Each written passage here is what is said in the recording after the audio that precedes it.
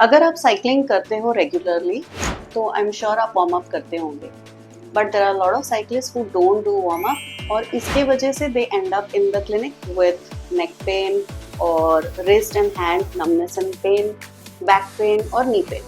Knee pain tends to be one of those things that are very common in cyclists, and there are some easy fixes for all of this. But first and foremost, warm up karna zaruri hai. Watch this video till the end because I'm going to tell you what are the muscles and joints that need to warm up for you to cycle without pain, and I will also give you some tips on specific bike fits that will help you do the same. Hi, I'm Dr. Rajani Patil. I'm a spine and sports physiotherapist practicing for over 24 years here in Shivaji Park, Mumbai. I'm the founder of Ortho Sports Physiotherapy, and my clinic focuses on helping athletes such as you perform at your best without any injuries. No matter what sport you play or any physical activity that you do, warm-up is one of those very crucial things. Now cyclists think that because cycling itna impact sport nahi hai, it's okay not to do warm-up. Yeah, just some very basic things, maybe a 1 or 2 minute quick 2-3 exercises are enough.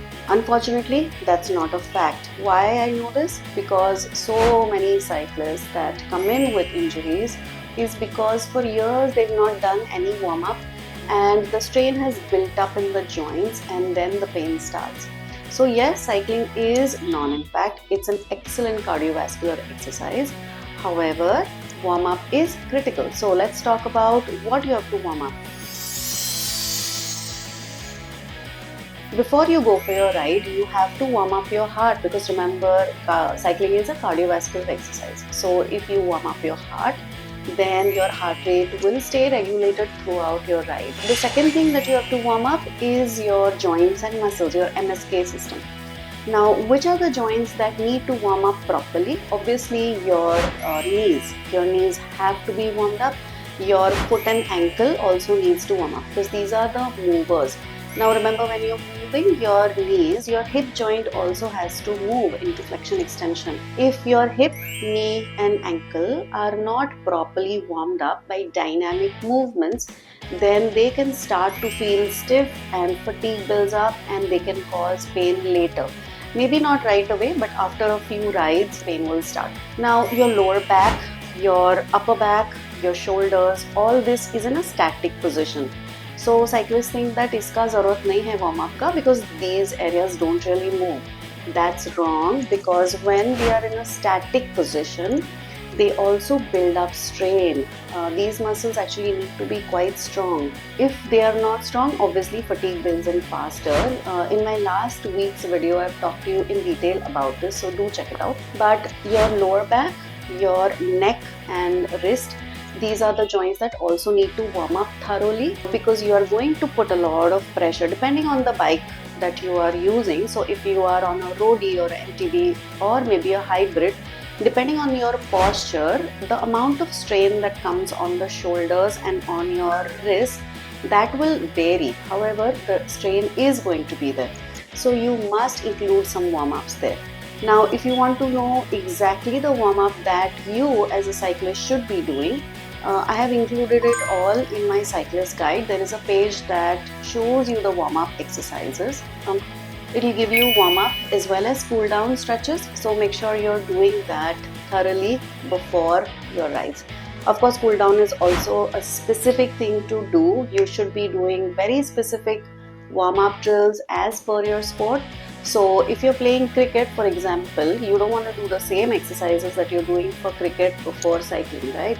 So the same thing goes for warm-up as well as cool-down.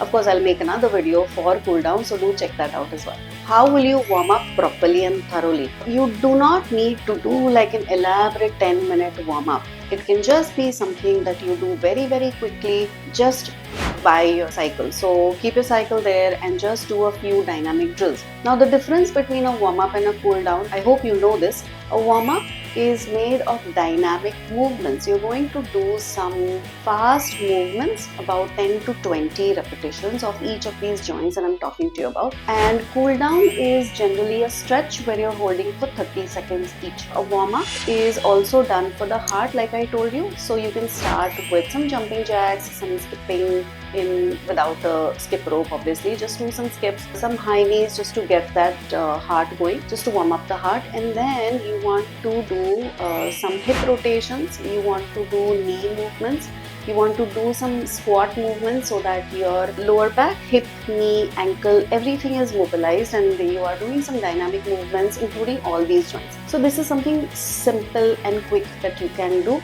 A warm-up should take you about 5 to 8 minutes. It doesn't need to be 15 minutes, but remember not to do stretches and holds. The next thing you should be doing for a warm-up is to activate some of these muscles. So your lower back and your glute muscles have to be somewhat activated in order to finish your ride without discomfort. So just do some glute activation exercises, squeeze the glutes, maybe standing, do some backward bending, that will also help. This will prep your joints and your big muscles to support you during your ride. If you haven't been doing a warm-up before your ride so far, please start doing that.